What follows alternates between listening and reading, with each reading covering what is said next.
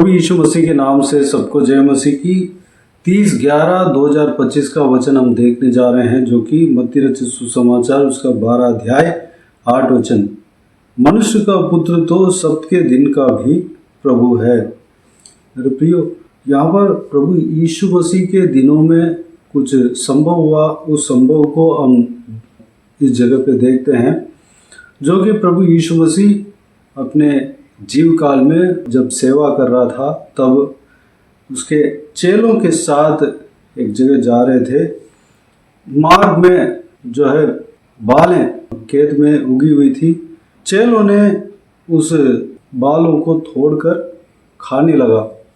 वह दिन सब्त के दिन था। उस बात को फरीसी जो है देख रहे थे। सब्त के दिन जो है विश्राम दिन होता है। सब्त के दिन में कोई भी काम नहीं करना होता है कि पुराना नियम में परमेश्वर ने ये आज्ञा दिया है। उस आज्ञा को जो है कुछ लोग गलत समझ रहे थे। फरीसी और उनके लोग जो है गलत समझ रहे थे। परमेश्वर के पुराना नियम में जो आज्ञा दिया है, उस आज्ञा को जो है अपने हिसाब से वह अलग सा समझकर कानून बना दिया। वह लोग जो है प्रभु यीशु मसीह के चेलों का इस कार्य को देखकर प्रभु यीशु मसीह से कहने लगे कि देख, तेरे चेले वह काम कर रहे हैं जो सब्त के दिन करना उचित नहीं। मेरे प्रियो, यहाँ पर जो हमने आज का दिन जो वचन पढ़ा है कि परमेश्वर प्रभु यीशु मसीह सबसे पहले तो सब्त का दिन का भी प्रभु है। सब्त के दिन को उसी ने ही बनाया है। 6 दिन सारे सृष्टि को सृजा और 7वां दिन जो है विश्राम किया और उस दिन को जो है आशीष दिया, सब्त के दिन कहा। उस सब्त के दिन को सारे मानव जाति को मानने के लिए कहा। 6 दिन काम करना चाहिए और 7वां दिन विश्राम करना चाहिए। हफ्ते में एक दिन जो है विश्राम करना चाहिए। उस सब्त के दिन में कोई काम नहीं करना है, ये पुराना नियम में है। लेकिन जो है बालें तोड़कर खाना कोई गलत नहीं है। प्रभु यीशु मसीह एक जगह कहते हैं कि यदि तुम इसका अर्थ जानते मैं दया से प्रसन्न होता हूँ, बलिदान से नहीं, तो तुम निर्दोष को दोषी न ठहराते। मेरे प्रियो, प्रभु यीशु दया से प्रसन्न होते हैं, बलिदान से नहीं। हम जो है परमेश्वर के वचन को खराई के साथ मान रहे हैं, लेकिन परमेश्वर का वचन का सही अर्थ को हमें समझना है। सही अर्थ जो है वचन के जो मालिक है, जो जिन्होंने वचन दिया है, वो प्रभु यीशु मसीह है, पवित्र आत्मा है। उन्हीं के सिखलाए के अनुसार हमें समझना है। हम जो है गलत समझ लेते हैं, उस वचन को गलत हम मान लेते हैं, तो जो है हम फरीसियों की तरह हम भटक जाने का खतरा है। हमें गलत नहीं मानना है, गलत नहीं समझना है।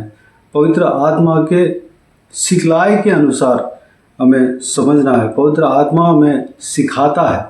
पवित्र आत्मा हमें वचन का गहराई को बताते हैं। पवित्र आत्मा हमें वचन के मतलब को, सही अर्थ को हमें बताते हैं।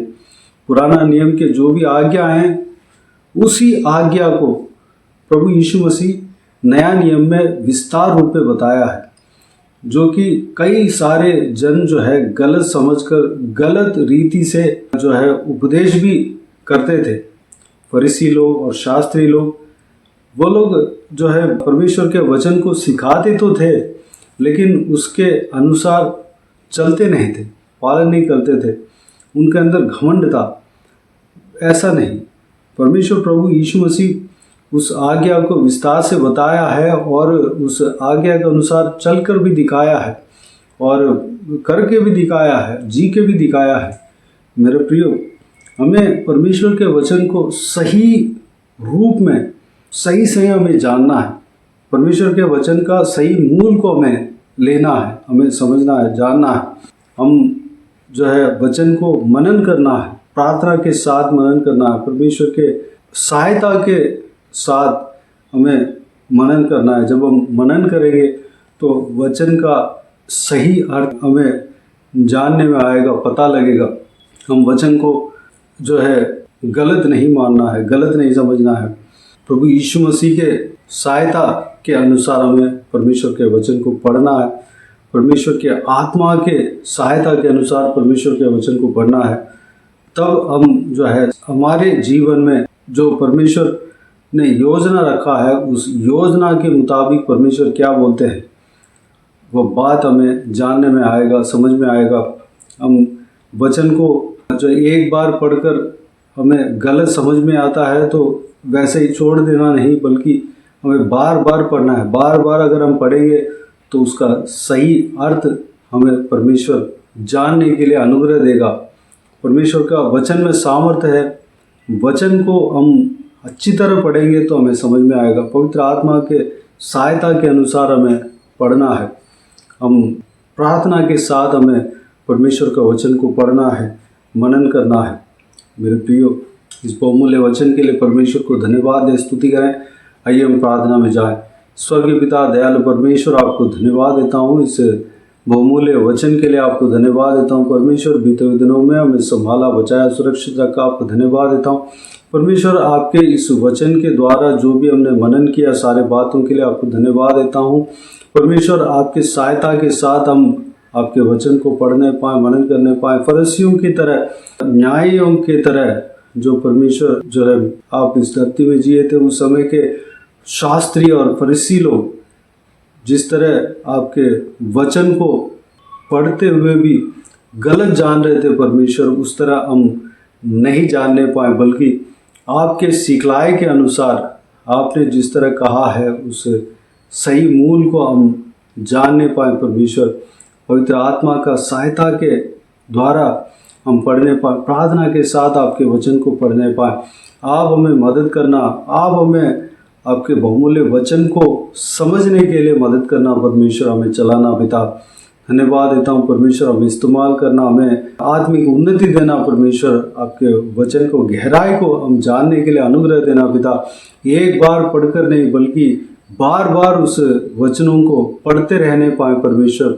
जो वचन हमें समझ में नहीं आता है परमेश्वर, उसको एक बार पढ़कर नहीं छोड़ने पाए, बल्कि बार बार हम पढ़कर उस वचन का गहराई को हम जानने पाए परमेश्वर। प्रार्थना के साथ हम पढ़ने पाए, अनुग्रह देना पिता। हालेलुया। बाकी सारे बातों का आप क्या तुम्हें सौंपते, इस वीडियो को देखने वाले हर एक जनों को आशीष देना, किसी को भी कोई भी कमी घटी ना होने देना, भरपूर आशीष देना। कोई भी जन बीमार हो उनको आप क्या तुम्हें सौंपते हैं, उन्हें छूना, चंगा करना, प्रभु यीशु मसीह के नाम से चंगा होने पाए। अगर किसी को दुख हो, तकलीफ हो, सारा दुख तकलीफ को दूर करना, परेशानी को दूर करना, आंसू को पोंछना, जिनको जो कुछ भी प्रार्थना का विषय हो सारा प्रार्थना का विषय का उत्तर देना। महिलाओं को आप क्या तुम्हें सौंपते हैं, छोटे बच्चों को आप क्या तुम्हें सौंपते हैं, बुजुर्ग व्यक्तियों को आप क्या तुम्हें सौंपते हैं, इस वीडियो को देखने वाले हर एक जनों को, उनका परिवार को आप क्या तुम्हें सौंपते हैं। सबको सुरक्षित रखना, संभालना, बुराई से बचाना, दुष्ट मनुष्य से बचाना, दुष्ट लोगों से बचाना परमेश्वर। बाकी सारे बातों को आप क्या तुम्हें सौंपते हैं। सारा आदर महिमा जलाल आपको मिलते रहे। सारा दुआ प्रार्थना को प्रभु यीशु मसीह के नाम से मांगते हैं, सुन और ग्रहण कर। आमीन आमीन। प्रभु यीशु मसीह के नाम से प्रभु यीशु मसीह का आशीष और अनुग्रह हम सभी के ऊपर बने रहे। आमीन आमीन। मेरे प्रिय, इस चैनल को सब्सक्राइब करें और शेयर करें। अगर किसी को भी प्रार्थना का विषय हो तो डिस्क्रिप्शन में दिए हुए नंबर पर कॉल करके प्रार्थना करा सकते हैं, हम आपके लिए प्रार्थना करेंगे। प्रभु यीशु आप सबको आशीष दे। आमीन आमीन।